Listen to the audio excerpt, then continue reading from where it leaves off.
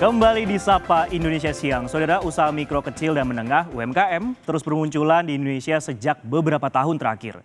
Dan saat ini kita patut berbangga sebab sejumlah UMKM Indonesia kini sudah mulai dilirik pasar mancanegara. Berikut ini UMKM tanah air yang telah mendunia.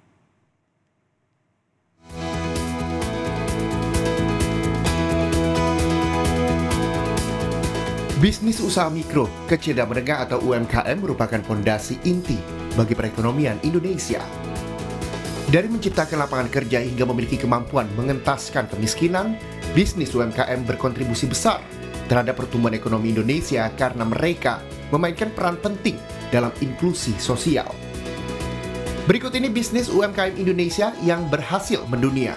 Salah satunya ialah Bepah Kopi. Salah satu bisnis kopi lokal asal Jakarta melebarkan sayapnya untuk ekspor produk ke banyak negara. Walaupun berasal dari Jakarta, Bepah Kopi menghasilkan berbagai produk kopi dengan memberdayakan para petani kopi dari banyak daerah di Indonesia sejak awal berdirinya pada tahun 2019.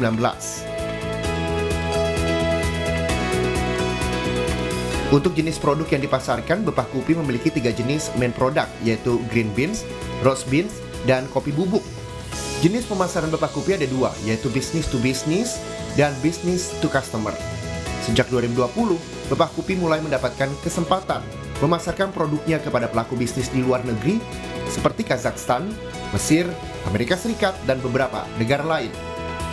Pada 2022, mereka telah mengirimkan produk ke Jepang dan Korea Selatan. Keunggulan produk Bepah Kopi terletak pada produk specialty coffee milik mereka. Artinya, setiap produk kopi yang dipasarkan memiliki kualitas aroma dan cita rasa yang premium. Bepah Kopi juga memiliki ragam jenis kopi dari daerah-daerah lokal yang berbeda sehingga dapat menyuguhkan produk kopi dengan variasi rasa dan aroma yang berbeda-beda juga. Buyer di platform sosial media dan kita emailin, terus kita mulai ikut exhibition di beberapa negara, mulai itu di Asia maupun Eropa, dan dari situlah kita dapat kontak buyer dan kita coba pull up terus.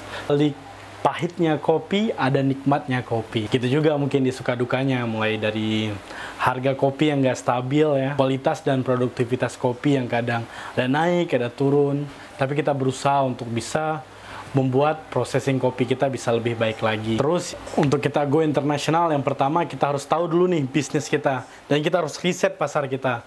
Negara mana sih yang suka dan mau membeli produk kita dan memang menggunakan produk kita dalam kesehariannya. Di situ kita mulai nih gunain online sosial media kita untuk mencari buyer-buyer, dan kita coba untuk kirim pesan ke mereka, email ke mereka. Serta yang paling penting juga, untuk kita bisa dipercaya oleh buyer, kita juga harus ikut expo-expo internasional untuk memperkenalkan produk kita, produk dari Indonesia.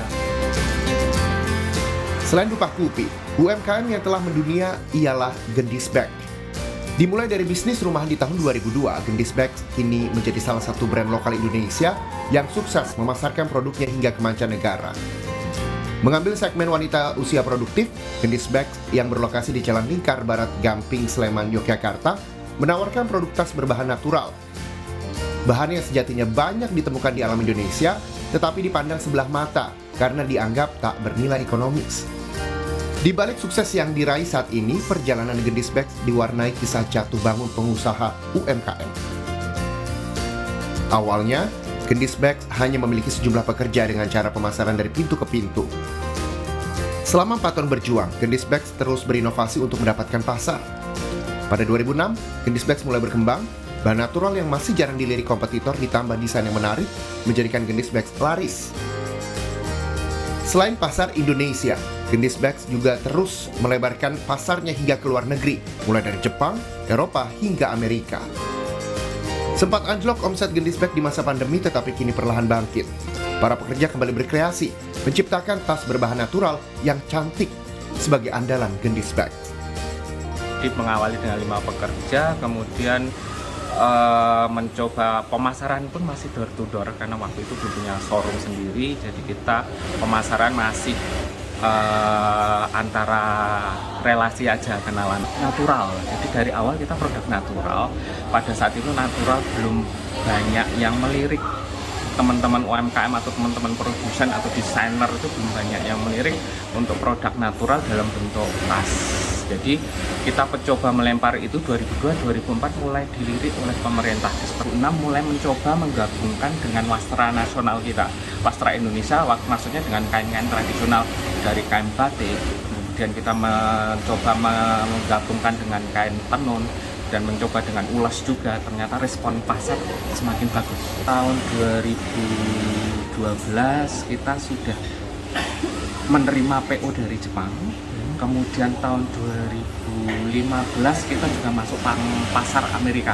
Pada saat itu kita ada reseller kan di Texas 2015 sampai 2017. Kisah dua usaha mikro, kecil, dan menengah atau UMKM ini menjadi sebuah inspirasi bahwa produk lokal Indonesia juga mampu bersaing di dunia internasional. Namun, kini telah banyak sejumlah UMKM yang juga merambah pasar internasional. Semangat selalu para UMKM untuk mengharumkan nama Indonesia di kancah internasional. Tim Liputan, Kompas TV.